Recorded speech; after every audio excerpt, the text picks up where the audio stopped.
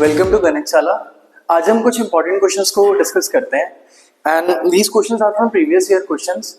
और अगर आप इन क्वेश्चंस को देखेंगे, ये लास्ट 2022, 23, 24 इन क्वेश्चंस को मैंने पिक किया है बोर्ड के, और इन क्वेश्चन से आप कंसेप्ट्स भी बिल्डअप करेंगे और इन क्वेश्चंस को अगर आप लगाएंगे ना अच्छे से, काफी कंसेप्ट्स आपके सॉलिड हो जाएंगे। तो बिना देरी के स्टार्ट करते हैं।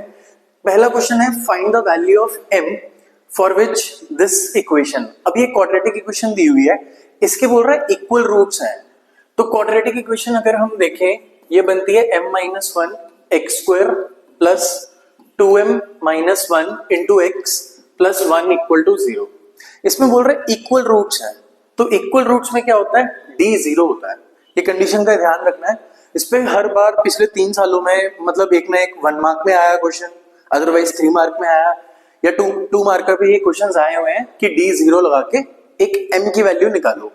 तो ठीक है, अब इसमें d लगाते हैं 0। d का फॉर्मूला होता है simple, b square minus 4ac equal to 0। तो अब यहाँ पे b की वैल्यू x को छोड़ के बाकी वाली सारी वेरिएबल जो होंगे उसके साथ कोफिशिएंट वो होगा b, यानी 2 इंटू m-1 का whole square minus 4 into a की वैल्यू क्या रहेगी यहाँ पे x स्क्वायर को छोड़ के, तो 4 इंटू m-1, c हमारा यहाँ पे 1 है, इंटू 1 इक्वल टू 0। तो ये हमने एक सिंपल सी इक्वेशन बनाई है। अभी इसको थोड़ा सा सिंप्लीफाई करेंगे और फिर देखते हैं कि हमारा आंसर क्या आता है यहाँ पे। जैसे देखो 2 का स्क्वायर हो जाएगा 4, ये आ जाएगा m-1 का whole square minus 4 m-1 equal to 0। ये चीज आ गई यहाँ पे। इसमें से दोनों में से ना हम कॉमन ले सकते हैं, फर्दर एक्सपैंड करने की जरूरत नहीं है। दोनों में क्या है, 4 तो कॉमन है और एक m-1 कॉमन है, तो मैं कॉमन लेता हूं 4m-1। अब ब्रैकेट में क्या बचेगा, ये स्क्वायर था तो एक बाहर आ गया, तो एक बच गया m-1, ये पूरा ही कॉमन आ गया, ये आ गया -1 equal to 0। Then what we will do, और इस एक्सप्रेशन को अब हम सिंप्लीफाई कर लेते हैं और हमारा आंसर आ जाएगा 4m-1 m-2 इक्वल टू 0। यहां से m की दो वैल्यूज आती हैं, इधर m-1 इक्वल टू 0 और m-2 इक्वल टू 0, तो m1 और 2 आता है यहाँ पे। अब एक बार ना वापस क्वेश्चन पे चलते हैं, m1 पॉसिबल है वो चेक करो। अगर हम क्वेश्चन पे चलेंगे, यहाँ पे अगर आप m को 1 डाल दोगे, 1 माइनस 1 ये 0 हो जाएगा, तो क्वाड्रेटिक ही गायब हो जाएगी। तो इसलिए इसमें क्या होगा, आपका m पॉसिबल नहीं है, m is not equal to 1, तो बची हुई वैल्यू जो भी होगी वो m की वैल्यू होगी, यानी m आएगा आपका यहाँ पे 2। तो यहाँ पे आता है m इक्वल टू 2। तो एक बार आप इसको देख लो, मैं आपके लिए स्लाइड छोटी कर रहा हूँ ये वाली। तो हमने इस क्वेश्चन में क्या किया है, d को 0 करा है, b स्क्वायर माइनस 4ac को 0 करके इसको सिंप्लीफाई किया और m की दो वैल्यूज निकाली है, जो कि 1 और 2 आ रही है, और 1 हमारा रिजेक्ट हो जाएगा बिकॉज क्वाड्रेटिक ही नहीं बचेगी, सिर्फ 2 ही हमारा आंसर होगा। क्लियर हो गया?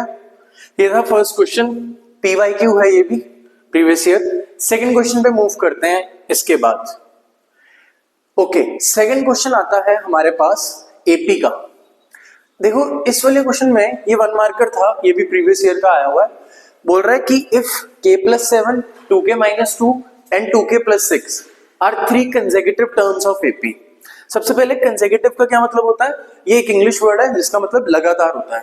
तो यहाँ पे 3 टर्म्स दे रहा है, k+7 2k-2 और थर्ड है 2k+6। ये क्या है, 3 लगातार टर्म्स हैं AP की। अगर ये AP है तो एक सिंपल सी बात होती है, D सेम रहता है, D इज सेम, और D क्या होता है आपका, कॉमन डिफरेंस होता है। यानी अगर मैं इसको फर्स्ट टर्म बोलूं A1, इसको सेकंड बोलूं और इसको थर्ड बोलूं, तो मेरा D सेम रहेगा, which means A2 minus A1, ये भी D हो जाएगा। This must be equal to A3 minus A2।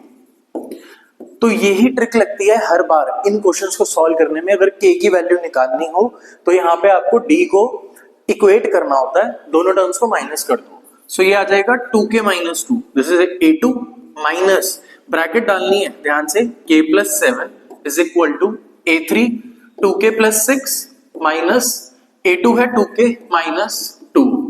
तो हमने ये वैल्यू डाल दी, इसमें थोड़ा सा सिंप्लीफाई कर लेते हैं और आंसर आ जाएगा। अब इसकी ब्रैकेट को ओपन करेंगे अगर हम, तो यहाँ पे देखेंगे 2k-2 minus k-7 is equal to 2k plus 6 minus 2k plus 2, 2k cancel, 2k minus k is k minus 9, 6 plus 2 8, तो आ जाएगा 9 प्लस 8 17, तो k की वैल्यू यहां से सिंपली 17 आती है।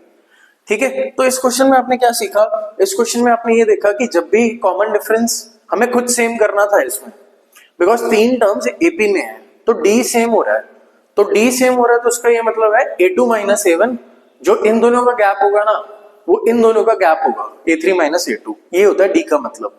बस फिर सिंप्लीफाई करके हमने यहां से k की एक वैल्यू निकाल ली जो कि हमारी 17 आती है। ठीक है, नेक्स्ट क्वेश्चन पे चलते हैं। Okay, find the value of, ये भी 1 मार्क क्वेश्चन है, ये भी प्रीवियस ईयर क्वेश्चन में आया हुआ है। इस क्वेश्चन को देखो, ये बोल रहा है साइन स्क्वायर थीटा ले लो, क्यू को थीटा है वो, plus 1/1 plus tan square theta, ये निकालना है।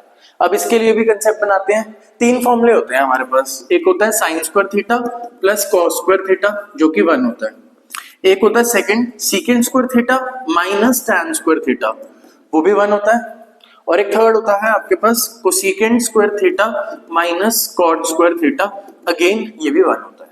ठीक, अब यहां देखो आपके पास 1 प्लस tan स्क्वायर दिख रहा है, यानी मैं अगर इस इंफॉर्मेशन की हेल्प ले लूं, यानी इस 1 प्लस tan स्क्वायर को उधर शिफ्ट कर दूं, तो ये आ जाएगा 1 plus tan square theta is equal to secant square theta. तो मेरे पास ये इंफॉर्मेशन आ गई कि यार 1 प्लस tan स्क्वायर थीटा को मैं सीकेंड स्क्वायर थीटा मेंशन कर सकता हूं।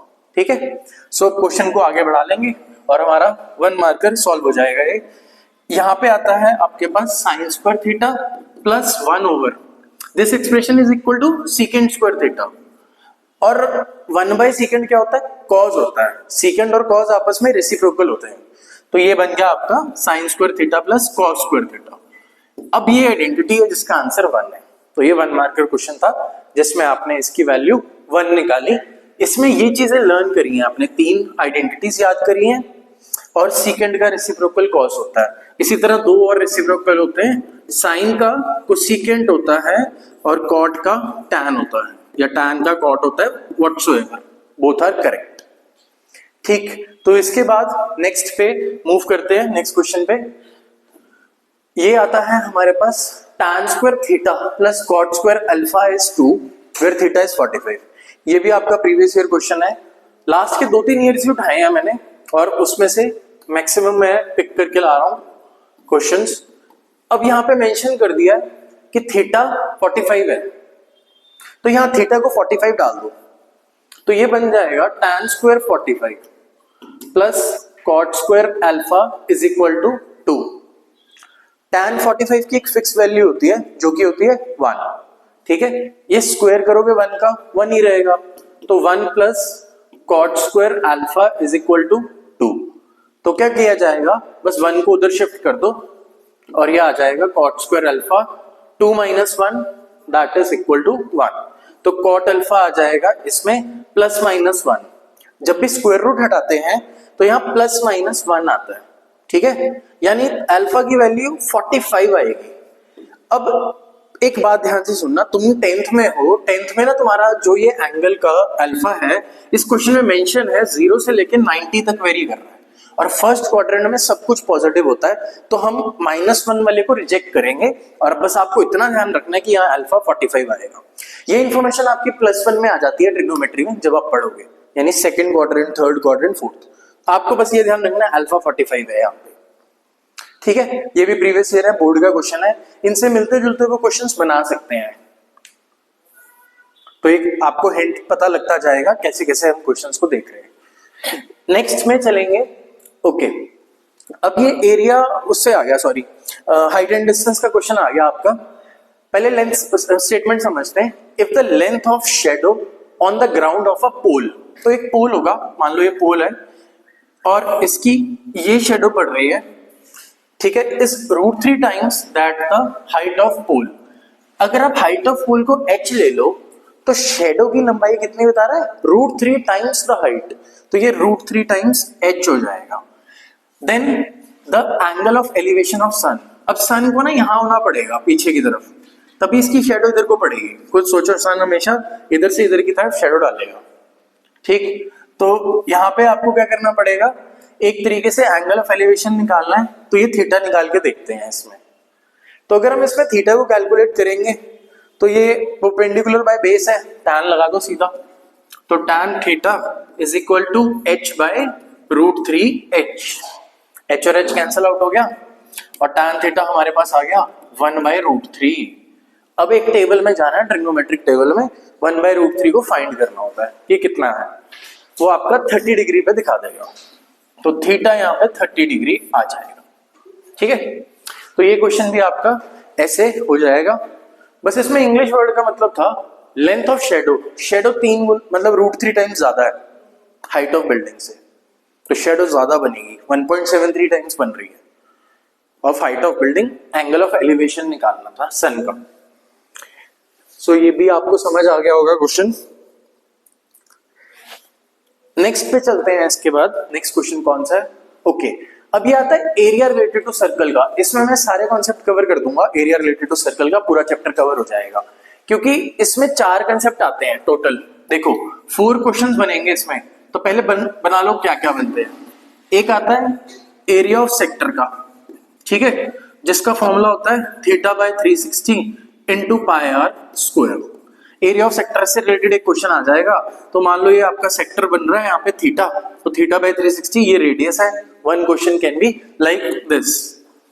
सेकंड क्वेश्चन आएगा आपका यहाँ से लेंथ ऑफ आर्क बता दो, अगर वो थीटा एंगल सबटेंड कर रहा है तो ये आर्क की लेंथ बता दो। तो लेंथ ऑफ आर्क में भी सेम फॉर्मूला रहता है theta by 360 into 2 pi R. ये दूसरे टाइप का क्वेश्चन बनेगा इससे। अब जो बाकी के 2 क्वेश्चंस बचते हैं वो बनते हैं minor, area of minor segment जो कि इस क्वेश्चन में डील हो जाएगा, और एरिया ऑफ मेजर सेगमेंट। तो area of minor and major segment ये आपके 4 क्वेश्चंस इसमें बन जाएंगे, जिसमें से 2 का मैंने आपको डायरेक्ट बताया है, डायरेक्ट फॉर्मूला लगाना है theta by 360 into pi R square, और यहाँ पे लगाना है theta by 360 into 2 pi R length of arc. तो अब हम अपने क्वेश्चन की तरफ बढ़ते हैं और इसमें भी आगे जानते हैं कि क्या करेंगे। देखते हैं, इसमें बोलता है chord is subtending an angle of 90 degree at the centre of circle. ठीक है, ऑफ रेडियस कितना दिया है, 14 दिया होगा। तो हमारे पास एक सर्कल होगा, ठीक, और अगर हम उसको बनाते हैं, ठीक है, और उसमें बनेगा अब रेडियस 14, तो ये मान लो ये 14 है, ये भी 14 है, ठीक है, मान लेना है ये रेडियस सेंटर से निकल रहा है, ठीक है, इनके बीच में एंगल 90 डिग्री का दिया हुआ है, ठीक है। अब यहाँ पे इतनी मेंशन कर दी बात उसने, बोलता है area of minor segment. Minor segment पता है कौन सा होगा, इसको ज्वाइन करने के बाद जो ये छोटा सा बनता है ना पार्ट, इसको बोलते हैं एरिया ऑफ माइनर सेगमेंट। अब इसको निकालने के लिए हम इस पार्ट को, जिसमें मैं डॉटेड कर रहा हूं, इस पूरे को बना लेते हैं। मान लो ये आपका पिज्जा का स्लाइस है, अगर आप इस पिज्जा के स्लाइस में से माइनस कर दें ट्राइंगल, तो आपको क्या मिलेगा, उसका क्रस्ट मिल जाएगा, टुकड़ा सा मिल जाएगा, जो आजकल के बच्चे छोड़ देते हैं, खाते नहीं, ठीक है। तो यही आपको करना है, एरिया ऑफ सेक्टर निकालना है और उसमें से ट्राइंगल को गायब कर दो, तो ये आपको स्लाइस मिल जाएगा, जिसको हम एरिया ऑफ माइनर सेगमेंट बोलते हैं, ठीक है। तो भाई area of segment, area of sector निकालने के लिए फॉर्मूला ये लिखा हुआ आपके सामने। तो पहले एरिया ऑफ सेक्टर निकाल लेते हैं, और फॉर्मूला है आपका theta by 360 into pi R square. Theta 90 है, 90 बाय 360, पाई को ले लो 22/7, रेडियस मेंशन है 14 है, तो इंटू 14 इंटू 14। थोड़ा सिंप्लीफाई करके देखते हैं, 90 1 जा 90, 4 जा 360, 7 1 जा 7, 2 जा 14, 2 1 जा 2, 2 जा 4, देन 2 1 जा 2, 7 जा 14, 22 इंटू 7 आता है, दैट इज 154, ठीक है। तो ये बनता है एरिया ऑफ सेक्टर बनेगा 154। अब क्या करना है, मैंने बताया ये पूरा पिज्जा जो तुम्हें मिल गया खाने के लिए, उसमें से ट्राइंगल को माइनस करना है, एरिया ऑफ ट्राइंगल निकालना है। उसके लिए क्या किया जाएगा, एरिया ऑफ ट्राइंगल के लिए ये 90 डिग्री है ना बीच में, 90 डिग्री के सामने हाइपोटेन्यूज होता है, तो हाइपोटेन्यूज की वैल्यू पता नहीं, लेकिन बेस और हाइट की वैल्यू पता है। तो ऐसे केस में एरिया ऑफ ट्राइंगल बहुत सिंपल से निकल जाता है, half base into height. Base भी 14 है, हाइट भी 14 है, तो हाफ 14 इंटू 14, 2 7 14 एंड 14 इंटू 7 98 हो जाएगा। ठीक है, अब इन दोनों का आपको क्या करना है, सब्ट्रैक्शन करना है। ठीक है, तो अब हम इन दोनों का सब्ट्रैक्शन करेंगे और फिर हम अपना एरिया निकाल लेंगे, जो डिजायर्ड एरिया होगा हमारा वो आ जाएगा। तो मैंने बोला था ये पूरा सेक्टर माइनस ट्राइंगल कर दो, ये क्रस्ट मिल जाएगा पिज्जा का। पूरा सेक्टर का 154 है, तो इसका आंसर है 154। माइनस कितना करना है यार, 98, तो इसको माइनस करके आपका आंसर आ जाएगा प्रोबेबली 56। ठीक है, तो 98 प्लस 56, ठीक है 154 यही बनता है। इसके पीछे यूनिट जरूर लगा देना, सेंटीमीटर स्क्वायर। इसका एक part area of minor segment हो चुका। ठीक है, अभी मैं इसको कंडेंस कर रहा हूं, तो आप थोड़ा सा इसको देखो और मैं इसको रिटेक करके आपको समझाता हूं। इसमें मैंने क्या किया था, एरिया ऑफ ये निकालना था, क्रस्ट का एरिया छोटे से का, तो इसके लिए मैंने एरिया ऑफ सेक्टर जो कि लगाया θ/360 इंटू पाई आर स्क्वायर, पूरा आ गया पिज्जा का स्लाइस, माइनस ट्राइंगल निकाला है, उसमें से ट्राइंगल का एरिया है 98 सेंटीमीटर स्क्वायर, दोनों को माइनस करा 56 आ गया। ठीक है, अब कई बार ना क्वेश्चन में वो ये भी पूछ लेता है कि मेजर सेगमेंट का भी बता दो एरिया। माइनर का अगर मिल जाए, मेजर का बहुत सिंपल होता है। अब सबसे पहले मेजर सेगमेंट समझ लो कहां मिलेगा। माइनर था यहां से लेके यहां तक, इतना था ना, तो मेजर बनेगा पूरा पीछे वाला, ये पूरा बनेगा पूरा, जिसपे मैं येलो कर रहा हूं। तो इसको निकालने के लिए सिंपल सा एक फॉर्मूला होता है, एरिया ऑफ मेजर सेगमेंट। आप खुद सोचो, पूरे सर्कल में से ये निकालना है इतना पार्ट, पूरे सर्कल में से माइनर माइनस कर दूं तो मेजर निकल जाता है। तो area of circle minus area of minor segment, तो माइनर सेगमेंट का हमारे पास एरिया निकल चुका है ऊपर। और सर्कल का एरिया क्या होता है, फॉर्मूला पाई आर स्क्वायर, सबसे सिंपल फॉर्मूला होता है सर्कल का। और ये एक क्वेश्चन में 4 क्वेश्चन करे हैं, तीसरा वहीं खत्म कर दिया था, चौथा करवा रहा हूं जिसमें आपको एरिया ऑफ मेजर सेगमेंट बता रहा हूं। तो एरिया ऑफ सर्कल का formula pi R square minus minor आपने निकाला है 56, तो जो आपका आंसर आएगा उसको ऐसे करके सॉल्व करके निकाल देना। ठीक है, मैं इसका आंसर आपको बता देता हूं कि क्या आंसर बन रहा था कैलकुलेशन वाला।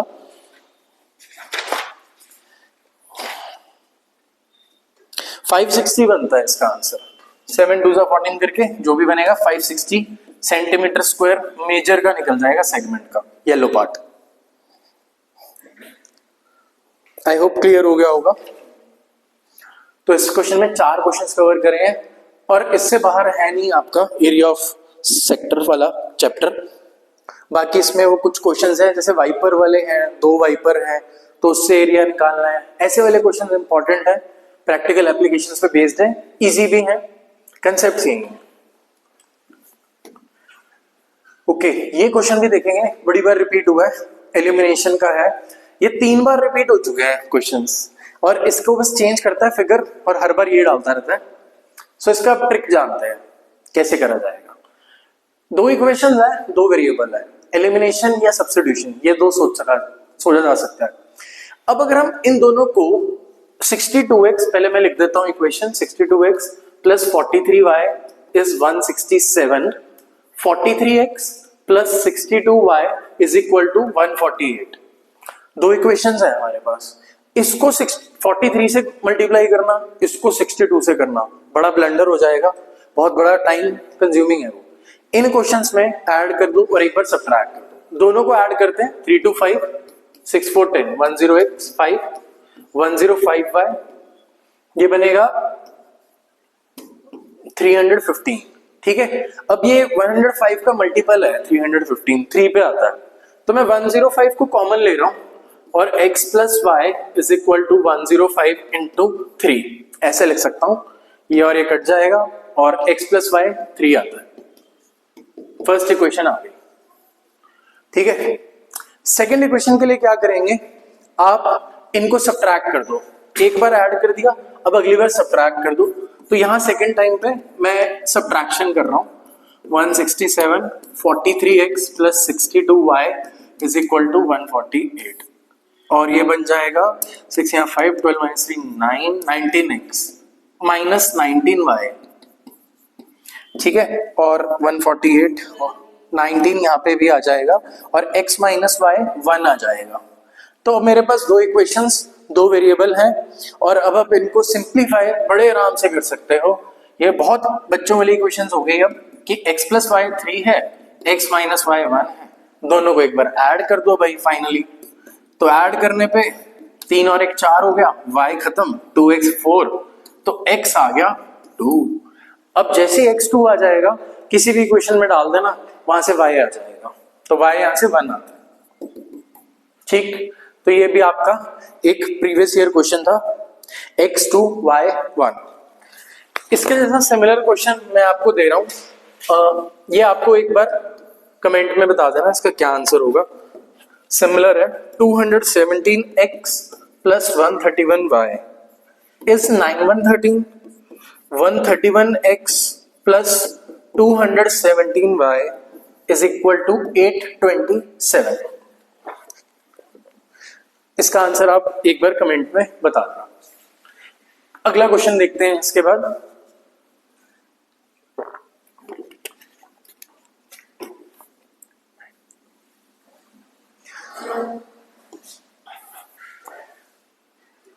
नेक्स्ट क्वेश्चन में sum of two digits, next question आता है हमारे पास, sum of two digits number is 12 and 7 times the number is equal to 4 times the number. Let the number be, हमें नंबर निकालना है इसमें। सबसे पहले नंबर को आप अज्यूम करना कि x और y, ये मैं दो डिजिट्स ले लेता हूं नंबर के लिए। फर्स्ट इंफॉर्मेशन है अकॉर्डिंग टू कंडीशन या according to question, sum of digits यानी x प्लस वाई 12 है, ठीक है। अब बोलता है 7 टाइम्स द नंबर। अब नंबर बनाने के लिए क्या करना पड़ेगा आपको, तो नंबर आपका ऐसे बनता है, 10 टाइम्स x प्लेस करनी पड़ती है, सॉरी जो भी आपकी ये वाली प्लेस होती है ये टेंस प्लेस पे है, तो that is why it is multiplied by 10। ये यूनिट प्लेस पे है तो इसको 1 से मल्टीप्लाई करते हैं, तो ये आपका नंबर बन रहा है 10x प्लस वाई।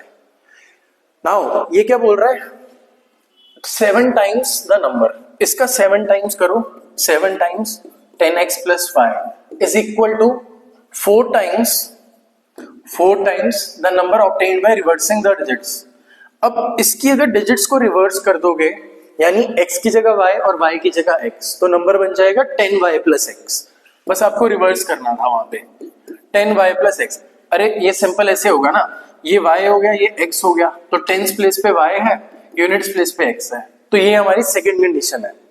थोड़ा सा सिंप्लीफाई करते हैं, ये बनता है 70x plus 7y 40y plus 4x, और फर्दर सिंप्लीफिकेशन के बाद 70 minus 4x 66x is equal to 36y, 40y minus 7y that is 33y, ठीक है।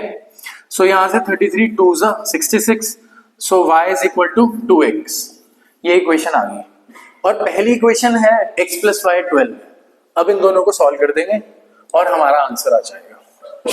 सो x प्लस वाई 12 है और y की जगह 2x डाल देते हैं, सो ये आ जाएगा 3x 12 और x आ गया 4, तो ये x मेनली 4 आ गया, एंड y कितना आ जाएगा 2 into 4, तो y आ जाएगा 8।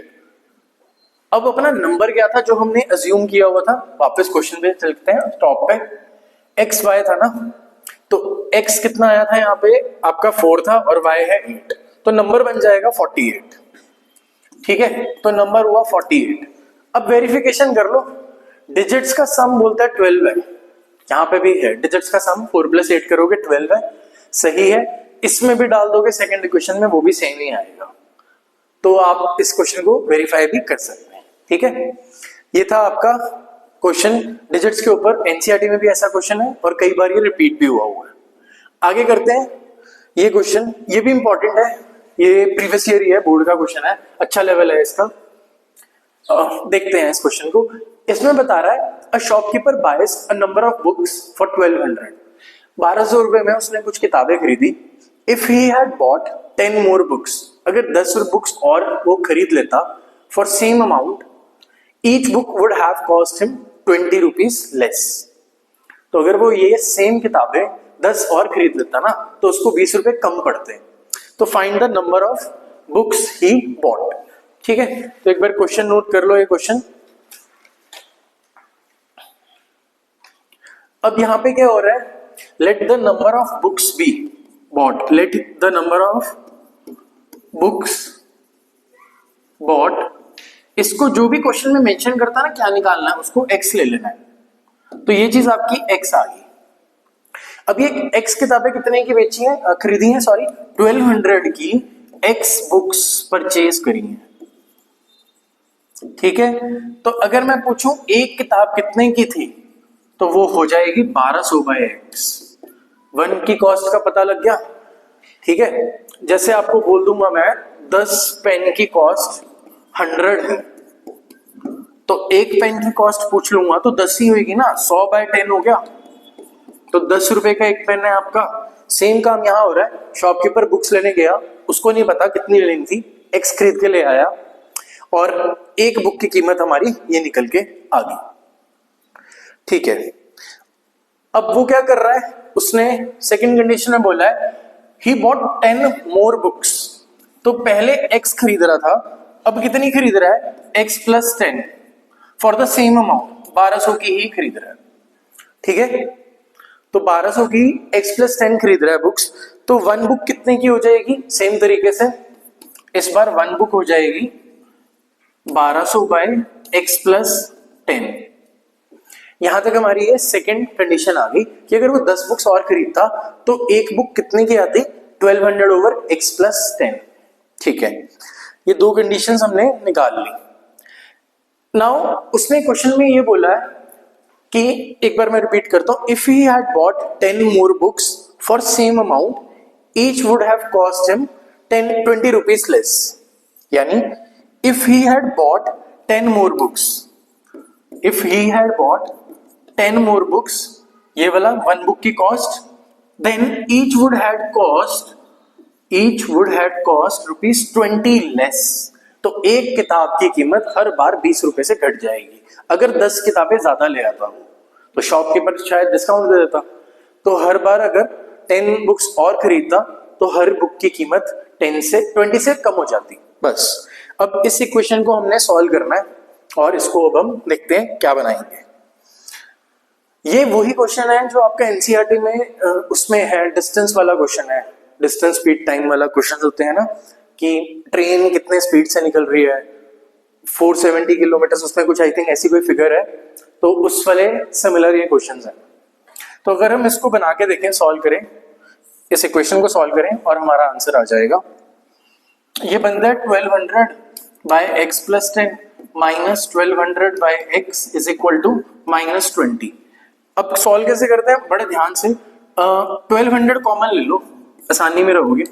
1 बाय एक्स माइनस ये वैल्यू बनती है माइनस 20। इसके बाद हमारे पास आएगा 1200, अब एलसीएम ले लेंगे यहाँ पे 1200 और x minus x plus 10 by x plus 10 into x is equal to minus 20।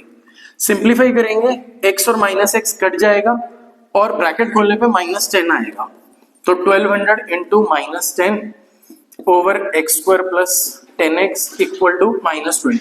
Minus से माइनस काट दो, एक जीरो से एक जीरो भी कट कर दो, 2 1 2 600 क्रॉस करो, इक्वेशन आ गई x square plus 10x is equal to 600। और अब बस इसको सिंप्लीफाई कर देना है, x square plus 10x minus 600 equal to 0। तो अगर इसके रूट्स निकालोगे तो आपके पास इसके रूट्स आ जाएंगे।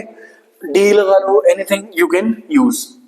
सो अगर आप डी लगाना चाहोगे, बी स्क्वायर माइनस 4ac होता है डी, 100 माइनस 4 इंटू 600 माइनस का 600, ac में c नेगेटिव है तो ये 2500 हो जाएगा, 50 का होता है। ठीक है, तो डी 50 उसका रूट आ जाएगा और x की वैल्यू यहां से हमारी आ जाएगी x equal to minus b plus minus under root D over 2। तो ये बनता है x equal to minus 10 plus minus 50 by 2। अब इसके बाद प्लस वाला साइन लगना, 50 माइनस 10, 40/2 दैट्स 20। तो 20 बुक्स वो परचेज कर रहा था। नेगेटिव रिजेक्ट हो जाता है क्योंकि नेगेटिव बुक्स वो परचेज नहीं कर सकता। Books can never be negative. Important question है, लेंदी है, ये आप कंसीडर कर सकते हो, आपको 4 मार्कर में आने के हाई चांसेस है। तो अगर इसको कंडेंस करते हैं तो इसका आपका नोट करने का हो जाएगा।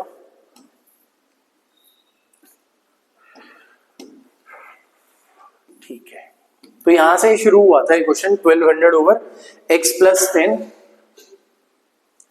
Equal to 1200 by x minus 20। अगर वो 10 बुक्स और खरीदता तो एक किताब 20 रुपए कम पड़ती। तो हमने बस उसमें अपनी इक्वेशन फिट करी और इसको सॉल्व कर दिया। ठीक, नेक्स्ट क्वेश्चन। अगला क्वेश्चन है, if alpha and beta are the zeros of this polynomial और सम ऑफ रूट्स, देखो अल्फा प्लस बीटा क्या होता है, सम ऑफ रूट्स होता है, प्रोडक्ट ऑफ रूट्स भी दिया हुआ है। तो आप इस इक्वेशन में ax² minus 5x plus c equal to 0 है। इस इक्वेशन में सम ऑफ रूट्स निकाल लो, अल्फा प्लस बीटा, फॉर्मूला होता है माइनस b बाई ए। तो -5 माइनस ऑफ -5/a कर दूं। अगर क्लियर होगा आई थिंक, इसमें तो डाउट नहीं होना चाहिए। -b/a होता है क्योंकि b नेगेटिव में है already, minus of -5 plus 5/a। Sum of roots का वैल्यू दिया 10, तो ये वैल्यू क्वेश्चन में मेंशन है 10। तो 10 कितना है, 5/a। सो यहां से लिखते हैं 10a इज इक्वल टू 5 और a आ जाएगा 5/10 हाफ। a की वैल्यू आ गई हाफ। हमें a निकालना था एंड c भी निकालना है। अब c निकालने के लिए देखो प्रोडक्ट ऑफ रूट्स लोगे आप,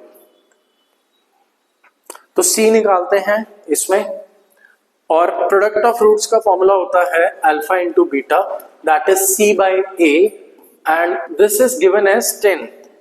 क्वेश्चन में गिवन है अल्फा इंटू बीटा 10 है। सो हम यहाँ पे 10 डालते हैं, वैल्यूज फिल करते हैं। c मेरे को पता नहीं, a की जगह 1/2 डाल देता हूँ। c निकालने के लिए इसको क्रॉस करूंगा, 10 into 1/2 is equal to c और c हो जाएगा 5। a आ गया हाफ और c आ गया 5। ठीक, अब आपके लिए एक मैं बहुत अच्छा इसमें वेपन दे रहा हूं आपको, ब्रह्मास्त्र बोल लो। ठीक है, कुछ क्वेश्चंस आते हैं डायरेक्ट, तो ये फॉर्मूलाज हैं, इनको डायरेक्टली अगर याद कर सकते हो बढ़िया है। ये क्वेश्चन डायरेक्ट आ जाता है, α² by beta plus β² by alpha.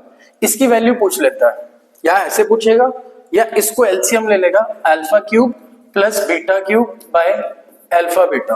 दो क्वेश्चन होंगे, इनका एक ही आंसर होगा, वो हो जाएगा आपका अल्फा प्लस बीटा का whole cube minus 3α beta into alpha plus beta, ठीक है, ओवर अल्फा बीटा।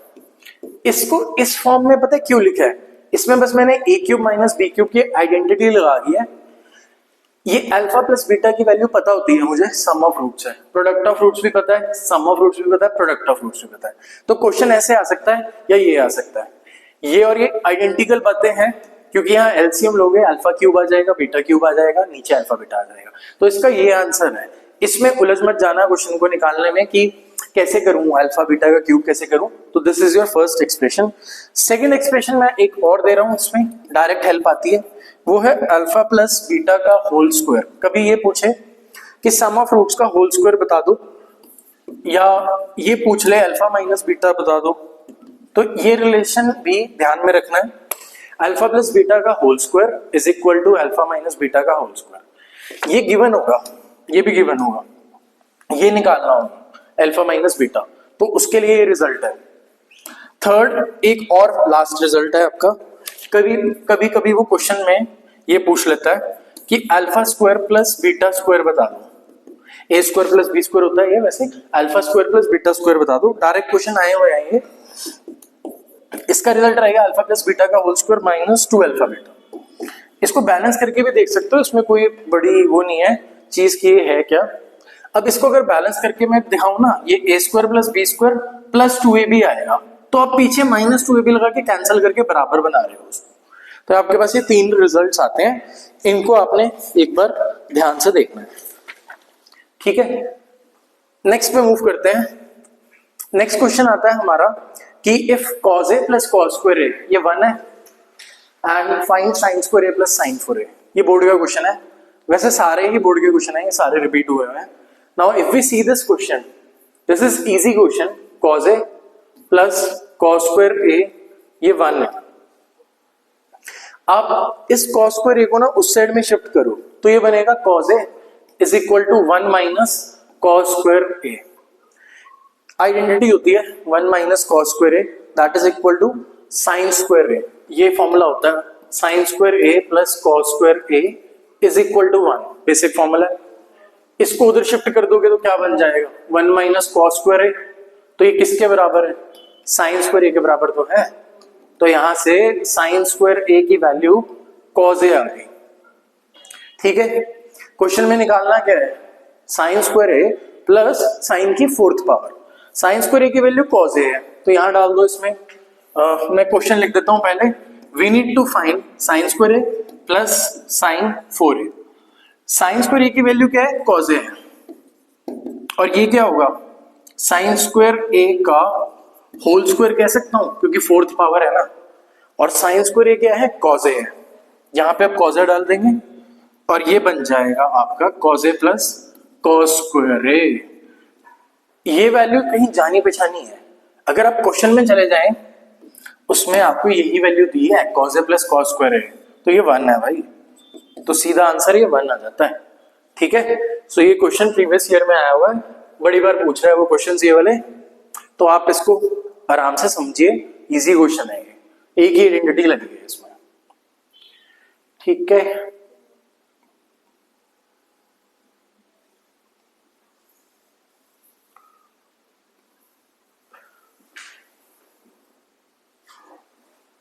ठीक है, नेक्स्ट क्वेश्चन पे आते हैं। ओके, इसमें एंगल बीओसी बोल रहा है कितना होगा। देखो ये सर्कल दिया हुआ है, मैंने क्वेश्चन नहीं लिखा पूरा, सर्कल दिया हुआ है, टेंजेंट्स दिए हैं ए बी और AC, O centre of circle है, और आपसे एक एंगल दिया हुआ था बीएसी दैट इज 65 और आपसे बीओसी पूछ रहा है। अब आपको ना एक प्रॉपर्टी पता होनी चाहिए, रेडियस और tangent they always make an angle of 90 degree at the point of contact.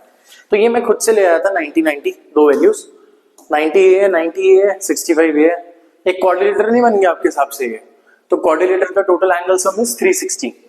So 65 plus 90 plus 90 plus x मत लिखो, एंगल बीओसी लिख लो, दैट इज इक्वल टू 360। ठीक है, सिंप्लीफाई कर लेना, आपका आंसर आ जाएगा 115 आ जाएगा इसमें से, बीओसी सॉल्व करने पे 115। ठीक है, चेक कर लीजिएगा, कैलकुलेशन ही है। Okay, so next question, I think this is the last question. So I hope ये क्लियर हो गया होगा आपको। इस क्वेश्चन में बस कुछ नहीं था, total angle sum in a quadrilateral is 360, वो रीजन लिख के कर सकते हैं। ये एक क्वेश्चन 3rd चैप्टर का है, आपका लीनियर इक्वेशन का कॉन्सेप्ट आता है, वहां पे ना आपके पास 3 टाइप्स ऑफ सॉल्यूशन होते हैं। एक टेबल आता है जिसको मैं हर बार बोलता हूँ, एक क्वेश्चन पक्का आता है उसका, उस टेबल को आप प्लीज याद कर लेना, जिसमें से क्वेश्चन आया इनफाइनाइट नंबर ऑफ सॉल्यूशंस। अगर इनफाइनाइट नंबर ऑफ सॉल्यूशंस हैं तो आपको कोफिशिएंट्स कंपेयर करने होते हैं। कोफिशिएंट कैसे कंपेयर करते हो, एक्स को छोड़ दो, नंबर जो उसके आगे वाली चीजें हैं उनको पिक करो, वाई को छोड़ दो, जो उनके आगे वाली चीजें हैं उनको पिक करो, और आपके कांस्टेंट्स तो हैं। अगर कभी भी आपको इनफाइनाइट नंबर ऑफ सॉल्यूशंस दे दे तो उसकी कंडीशन होती है is equal to b1 upon b2 is equal to c1 upon c2। Good, तो ये आ जाएगा, आपके कोफिशिएंट्स कंपेयर करें 2/2a, 3/a plus b and last है 7/28। इसमें a और b निकालने को बोला गया था आपसे, क्वेश्चन में मेंशन है फाइंड a एंड b। अब सिंपल सी बात है, फर्स्ट और थर्ड को जब कंपेयर करोगे a आ जाएगा। ठीक है, तो फर्स्ट और थर्ड को कर लो, 2/2a इज 7/28 इज 1/4, 2 और 2 कट जाएंगे, सो a आता है यहां से क्रॉस मल्टीप्लाई करने पे 4, सिंप्लीफाई करने पे आपको इजीली मिल जाएगा a4। नाउ मुझे b निकालना है, b तो बस इसी में ही है सेकंड वाले में, तो सेकंड और थर्ड को कंपेयर कर लो, चाहे सेकंड और फर्स्ट को कर लो, एज यू विश। 7/28 a की वैल्यू 4 है, 4 plus b is 7/28 is 1/4. Cross multiply 12 is equal to 4 plus b and 8 is equal to b. तो b आता है 8. अब इसके बेस पे मैं आपको ये लास्ट टॉपिक ये पूरा रिवाइज करवा रहा हूं. जो ये टॉपिक है उसमें आपके पास सबसे पहले टाइप्स ऑफ सॉल्यूशंस आते हैं. पहला आता है इंटरसेक्टिंग वाली लाइंस. इंटरसेक्टिंग लाइंस, एक बात समझना, जब भी दो लाइंस आपस में इंटरसेक्ट कर जाती है ना तो एक ही सॉल्यूशन आता है. इसलिए यहां लिखते हैं यूनिक सॉल्यूशन. यूनिक का क्या मतलब होता है? सिंगल. तो यहाँ पे सिंगल सॉल्यूशन आता है. तो ये आपका कब पॉसिबल है? जब a1/a2 is not equal to b1/b2. ठीक है. अब इस केस में आपका सॉल्यूशन कंसिस्टेंट रहता है. सॉल्यूशन आपका यहाँ पे कंसिस्टेंट रहेगा. ये आपकी इंफॉर्मेशन आ जाती है. इस पे आप फर्स्ट इंटरसेक्टिंग पे निकाल सकते हो. सेकंड पे चलेंगे. सेकंड पे हमारे पास इनफाइनाइटली मेनी सॉल्यूशंस की बात करेंगे और वो कोइंसिडेंट लाइंस में होता है. कोइंसिडेंट लाइंस, इसका इंग्लिश मतलब है को मतलब सेम और इंसिडेंट होता है स्टार्टिंग पॉइंट. मान लो ये सेम पॉइंट है जहां से दो लाइंस निकल जाएंगी, यहां से निकल गई. अब इसमें यहां पर इनफाइनाइटली मेनी सॉल्यूशंस आ जाते हैं आपके. ठीक है, इनफाइनाइटली मेनी सॉल्यूशंस. और साथ के साथ इसकी कंडीशन रहती है a1/a2 is equal to b1/b2 is equal to c1/c2. ये वही केस है जो अभी क्वेश्चन में आया था कोइंसिडेंट लाइंस का. ये भी आपका कंसिस्टेंट ही रहता है. तो आपको साथ साथ ग्राफिकल भी पता लग रहा है. थर्ड करेंगे, इंटरसेक्टिंग हो गया, कोइंसिडेंट हो गया. थर्ड आता है पैरेलल लाइंस, लास्ट. तो अगर हम पैरेलल लाइंस की बात करते हैं तो पैरेलल लाइंस में आपकी लाइंस ऐसे होती हैं. देखो, दो लाइंस एक दूसरे के पैरेलल हैं, ये कभी इंटरसेक्ट नहीं करेंगी. दैट मीन्स कभी सॉल्यूशन नहीं आएगा आपका. तो अगर कभी सॉल्यूशन नहीं आएगा ना तो इसमें हम लिखेंगे नो सॉल्यूशन. सबसे पहली बात, इनकंसिस्टेंट हो गया. और थर्ड, इसकी कंडीशन क्या होती है पैरेलल लाइंस की? इनकी स्लोप सेम होती है. तो a1/a2 is equal to b1/b2 but not equal to c1/c2. तो ये आपका लास्ट में बन जाएगा इनकंसिस्टेंट पैरेलल लाइंस का. इस पे भी एक क्वेश्चन हर बार आता है, तो आप इस वाले को कंसेप्ट को प्लीज फोकस रखना करके अच्छे से करना. ये बनता ही बनता है, चाहे 1 मार्कर बने, चाहे 2 मार्कर या 3 marker. So this is all from my side. In questions को एक बार प्लीज प्रैक्टिस कर लीजिएगा, 2 बार कर लेना. इस वीडियो को अच्छे से 2 बार लगा लेना. सॉल्व करके हर एक आंसर अपना एक तरीके से कॉन्फिडेंस बनाओ और पेपर में फिर आपका एक तरीके से अच्छा ही जाएगा रिजल्ट. क्योंकि अगर आप मेहनत करते जाओगे, साथ साथ कॉपी पेंसिल पे सॉल्व करोगे, तो डेफिनेटली एक तरीके से आप अच्छा स्कोर ही करेंगे. Thank you and see you in the next class. Thank you.